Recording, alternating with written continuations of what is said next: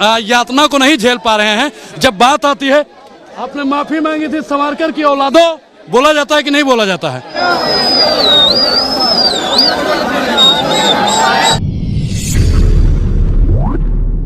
उससे ज्यादा अपमान संविधान का और बाबा साहब डॉक्टर भीमराव अंबेडकर का किसने किया और किस पार्टी ने किया, ये आप भी जानते हैं।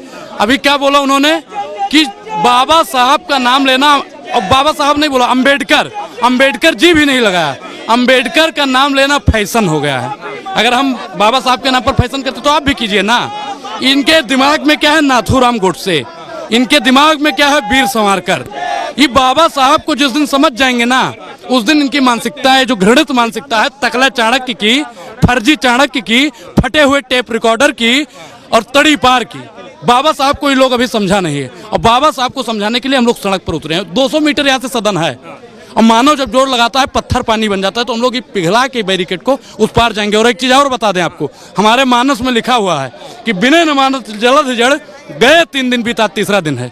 गए 3 दिन बीत, बोले राम सकोप तब भय बिन हुए न प्रीत। तो अब भय दिखाना इन टुच्ची मानसिकता के लोगों को बेहद ही जरूरी है। एक चीज बताइए, तोड़ मरोड़ के संसद के अंदर जो बोला जाता है वो सब टेप होता है, रिकॉर्ड होता है।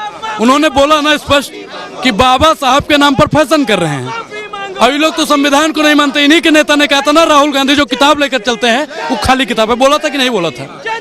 और आज ये लोग बाबा साहब की दुहाई दे रहे हैं। इस्तीफा देना चाहिए।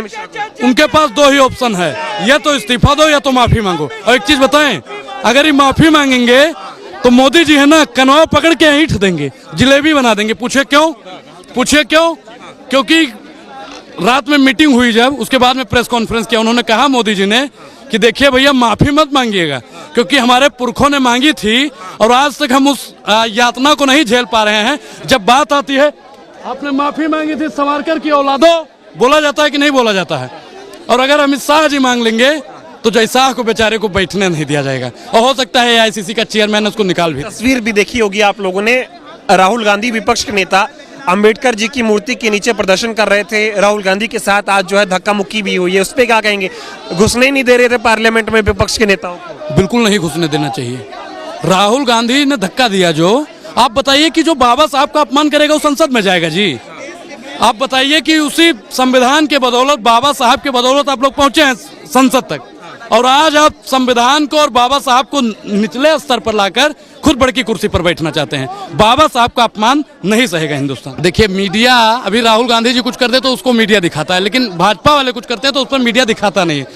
राहुल गांधी और पूरे विपक्ष के हाथ में जो तस्वीर थी, आपको हम दिखा दें कि कौन सी थी, लेकिन जो प्रस्तुत किया जाता है, देखिए फोटो, देखिए भैया, ये थी। और इसमें किसका फोटो है? जॉर्ज सोरोस की फोटो लगाई गई। ये बाबा साहब हैं, जॉन सोरोस हैं। बताइए कौन है? बाबा साहब। और भाजपा वाले क्या करते हैं? नाथूराम के वंशज क्या करते हैं?